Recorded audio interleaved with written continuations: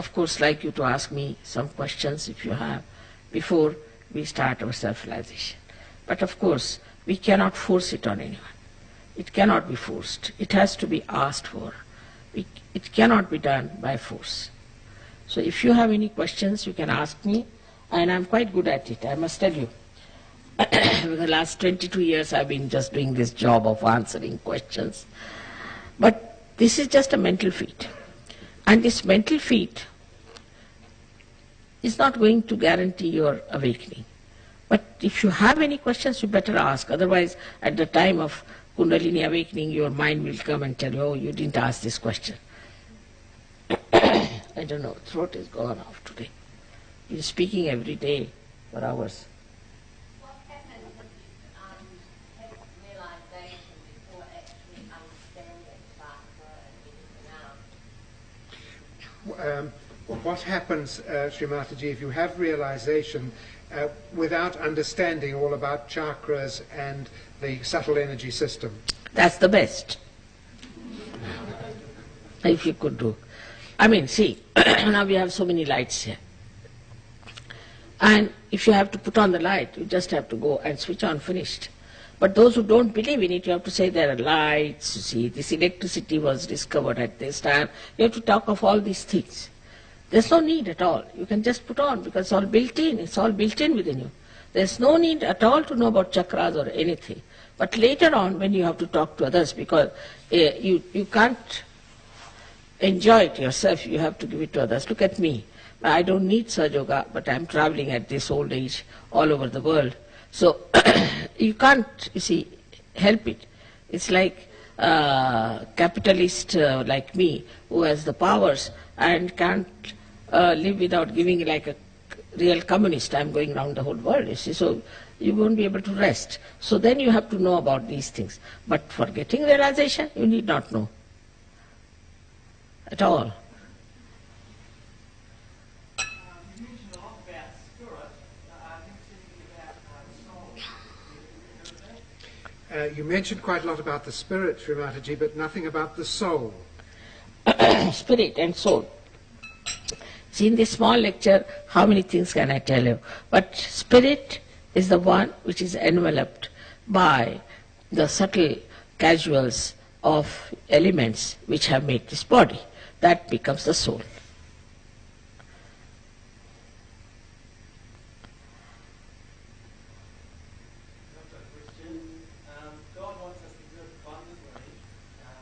God wants us to live abundantly. Okay. What's your view on money?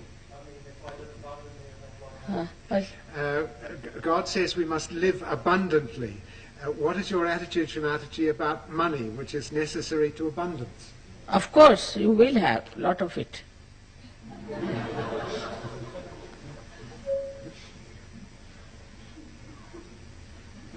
So many people have got it, and some of them did get lost because it's a temptation also. But I have seen people say who are taking drugs, they got completely cured, their attention is all right, they have started working, they are getting good jobs. So you see, once you are a normal person and all your capacities are expressing, like there are some artists who came to Sahaja Yoga and now they are world famous artists in India. Lots of them are world famous, and some of them were Muslims, and they are world famous today, minting money. Yes. the body. Okay. You mentioned the spirit, but what about the body? Is it mentioned with the spirit, or is it separate? Is there a connection between the body and the spirit? Are they connected or are they separate? No, connection in the same way as a mirror has the reflection.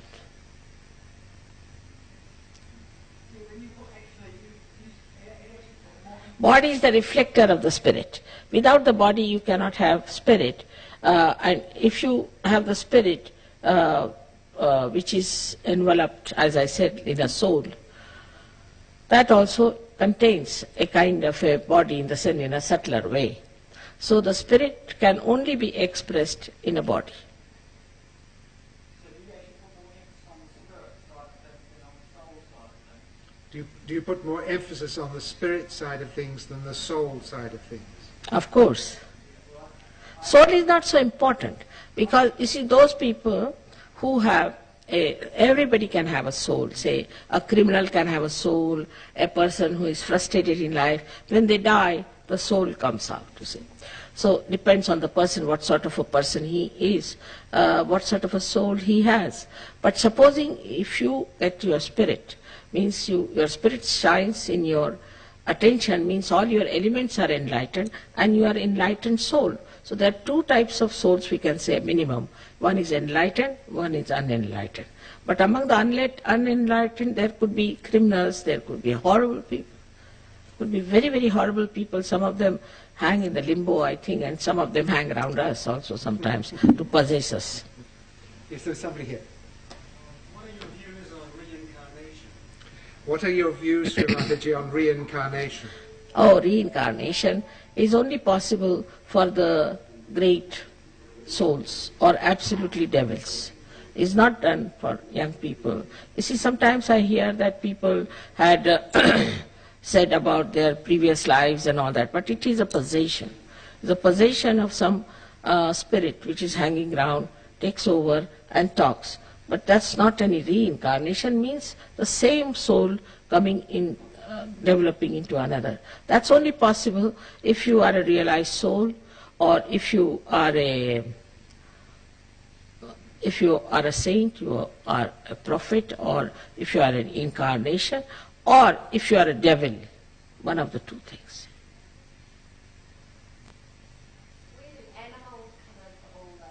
Where do animals come into all this, ma'am? Animals are under the bondage of God, you see. So they haven't got the freedom as we have. A tiger will be a tiger, lion will be a tiger, and snake will be a snake. But human beings, you cannot say. They can be a tiger, at the same time they can be a snake. See, they have the freedom to be anything. What happens to reincarnation for the great souls? What happens to the rest of them? Reincarnation, you said, Sri Mataji, was for the great souls. Yeah. What happens to the rest of us? Why are you worried so much about this, the future? You have to be in the present. Future doesn't exist, you see. And we should not waste our time about the future so much. What we should think about the present, because that is the reality. In the present you exist, and in the present only you can grow in your spirituality. When you are meditating, you get into this state of thoughtless awareness, because one thought is from the, say, from the future, maybe another from the past. It comes and falls. Again, another thought comes and falls. We are jumping on the cusp of this, either future or past. But there is a space in between two thoughts. That is the thought, that is the time where you are in the present. And with realization, that space starts increasing. And where you are thoughtlessly aware means you are in the present. Then your memory becomes so clear-cut, like a photogenic memory. You are in the present, you see someone, you see some place, anything. It just goes into your mind like a photo. Whenever you want, you can think of it. I mean, you really become so dynamic with that because you live in the present. In every way, you become extremely alert, and immediately you understand the depth of every problem.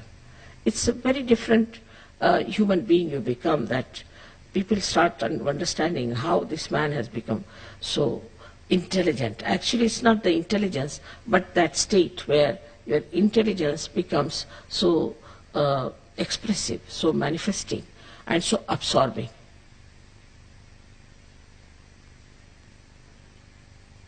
I know a few people with the chakras, they experience feelings, but they don't understand them. Do you need to understand the feelings, what comes up? Some people have an understanding and a feeling on the chakras. Does one have to have that feeling to understand them, to develop? Yeah, but it's got to be, you've got to understand where it came from, or it just keeps on coming up, isn't it? Have you got to understand the feelings that come from the chakras? Not at all.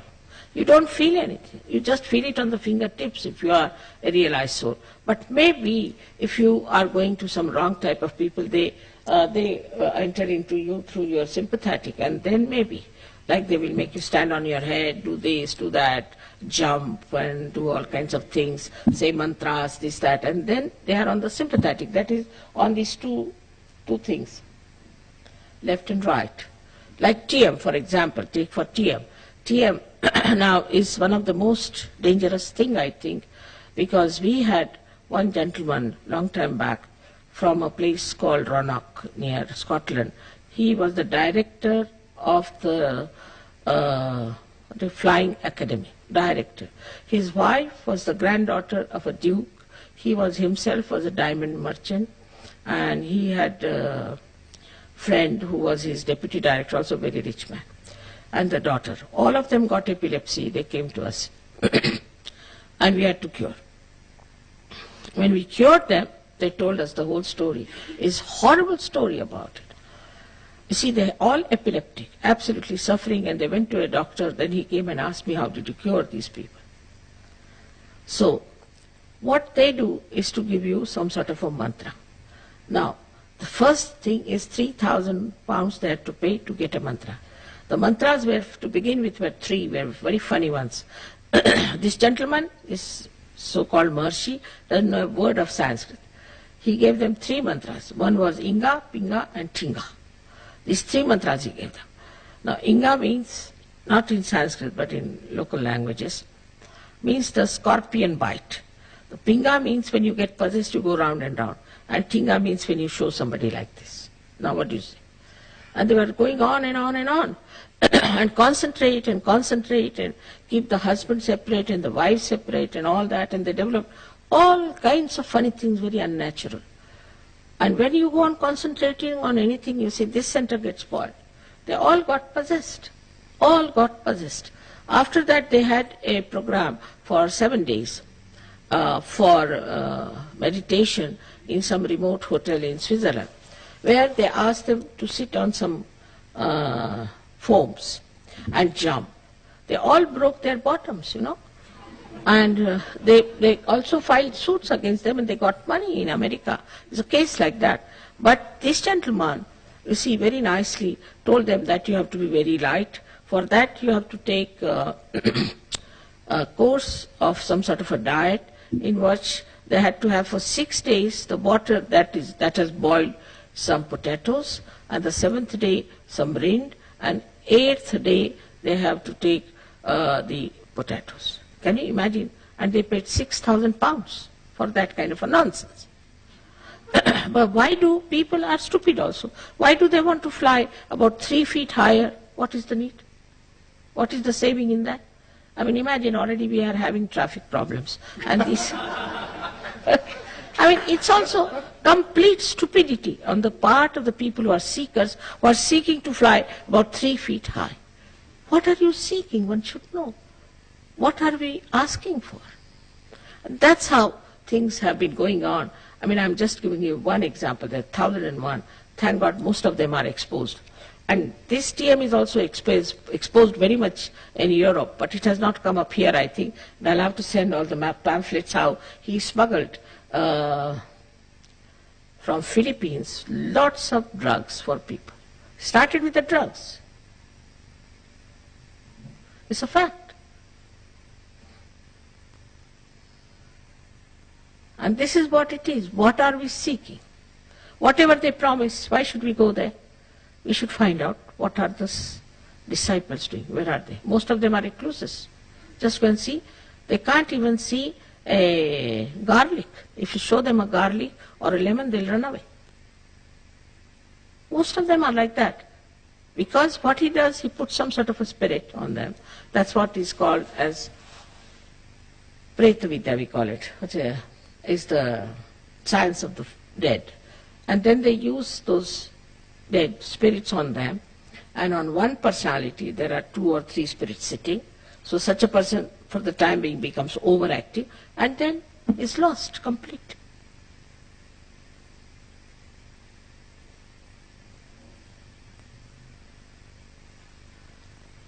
It's a very interesting thing that people don't know what they are seeking.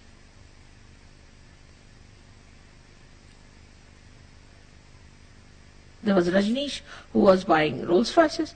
Why should any divine person care for a Rolls Royce? I just don't understand. Why should they? Rolls Royce, buying so many Rolls Royces, then another 14-year-old fellow buying Rolls Royces. For such a person, they should be equal to the dust of his feet. Somehow or other, I was born in a very rich family, and also my husband is very well to do and all that. Well, I never care for anything like that. I can sleep here, I can sleep on the street, I can sleep anywhere. I have no problem. On the contrary, if there's too much comfort, I don't like it. I prefer my comfort of my spirit. That is happening to the Sahaja Yogis also. Apart from that, a great society has been created. A great society, just like angels. We have people from all over the world, especially 62 countries Sahaja Yoga is working. Out of that, at least 52 we have good centers, especially in Australia we have many. And if you see them, they are so beautiful, so angelic. I've never seen them quarreling, fighting, except for some places where some spirits have entered or some sort of a sabotage has been done. Most of them are beautiful people. So why not have that beautiful life and that promised society, which is so kind and nice? We do not have these problems of marriages. We don't have problems of children. We don't have all these problems at all that you are facing. Beautiful families, beautiful relationships, all over the world, imagine. The best are Russians. You'll be surprised, apart from Indians, of course, because Indians have this background. But best are Russians. In one village, Taliati, I have there stored 22,000 Sahaja Yoga practicing.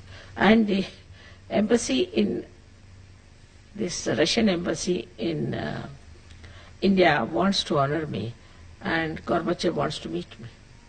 Can you imagine how sensitive they are? Because they didn't have these conditionings. They are not materialistic people.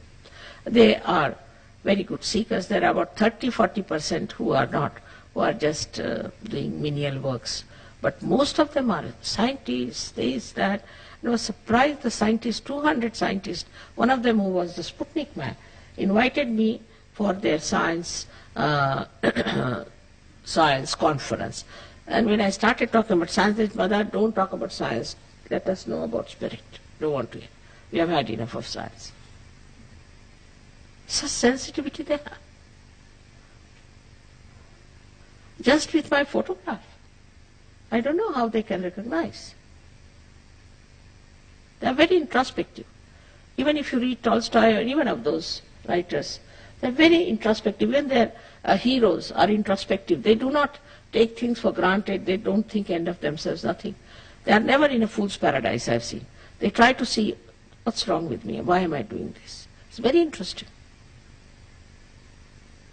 Have you read Crime and Punishment? Isn't it so with the hero?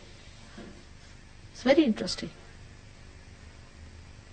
They have had the best writers, scholars, musicians, dancers, all kinds of things they had. But still, they are very humble, very, very humble. Even their media is so humble. They said, Mother, we are nowhere in spirituality. How do you say we are sensitive to spirituality? Such humble people. Extremely humble. No arrogance. No arrogance at all.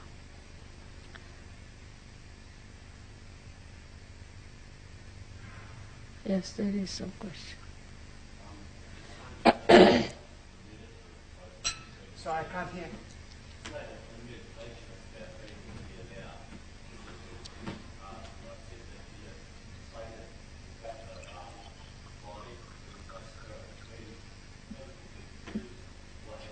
लंबा lecture ही दे रहा है. The essence of this question, I think, is Srimad, at the separation of at the time of death, at the separation of the spirit and the body, what happens? What happens to the spirit? Again, you all seem to be quite infatuated by death, I think.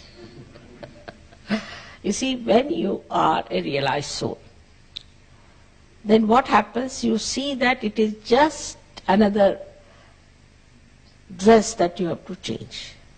You never worry about death. Never. And those who have written about death, Kabira especially has written beautifully. He says that when my beloved left me, means my life, I didn't cry. I didn't say anything. I didn't fuss. I was just asked my friend. I was nicely covered myself with a little sheet and I was lying down. And just seeing my beloved left me. He says, but all the doors were closed. But I don't know, some window was open, must be the Sahasrara, was open because he was a realized soul. So the life went through that. So you see, the thing is, this problem is always haunt you when you are not a realized soul. You're so much worried about death. But after that you will know that death is just a change of life. It's just a change of life. Then whenever you want to take your birth, you can take if you are realized soul. But if you are not, I've told you, you may possess someone or you may hang in the limbo, I don't know. Whenever some people take birth just after 13, 14 days, again into another nonsensical place.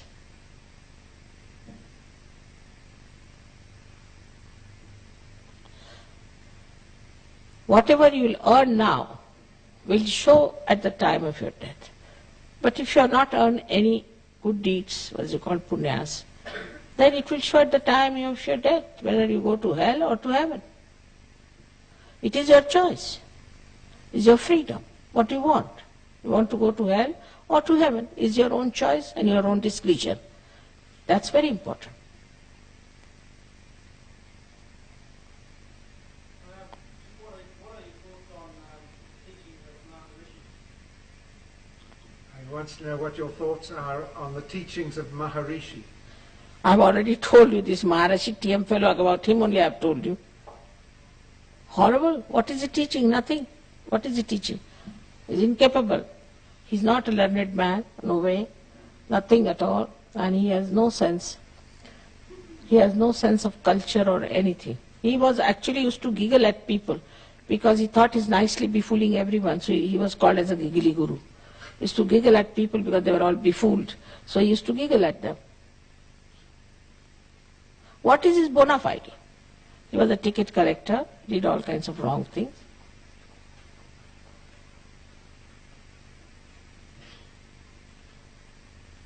What is the best quality you think we can develop for retained self-realization? What is the best quality we can develop to gain our self-realization?